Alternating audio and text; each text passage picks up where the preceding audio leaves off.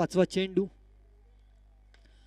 सुरेख असा फटका लॉंग ऑनच्या दिशेला काढलेला चेंडू आणि सरळ सीमारेषा पार लॉंग ऑन बाउंड्री लाईनच्या बाहेर 6 धावांना करता सुरेख असा फटका पाहायला मिळाला.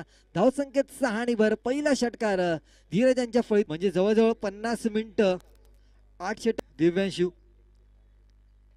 उंच गेलेला आहे, पाहूया चेंडू. पहिल्याच चेंडूवर दिव्यांशू यांच्या षटकार पाहायला मिळतोय. बॅटची कटोरी लागली आणि 6 धावा जात आहेत.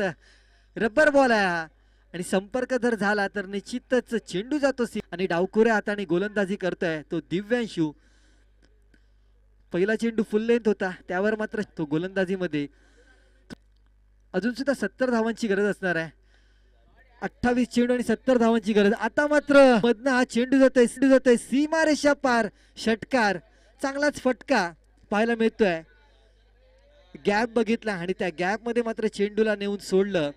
धावसंख्येत जाऊन पोहोचते. त्या दरम्यान चौथा चेंडू दिव्यांशू डावकुऱ्या त्याचा गोलंदाज आणि सुरेख असा फटका. शॉर्ट पिच पर्यंतचा चेंडू, निश्चितच चेंडू रेषा पार. षटकार, 3 षटकार आतापर्यंत या 4 चेंडू मध्ये पाहायला मिळते. थोडस दबावामध्ये पाहतोय तो गोलंदाज दिव्या. जेल सुटले आणि मात्र फलंदाजांनी मोठे फटके पाहिले, आपण षटकार पाहायला मिळाले होते. तसेच एक संधी.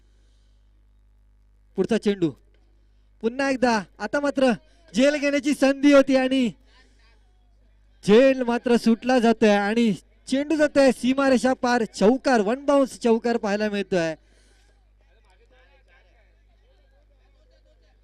चौकार आहे.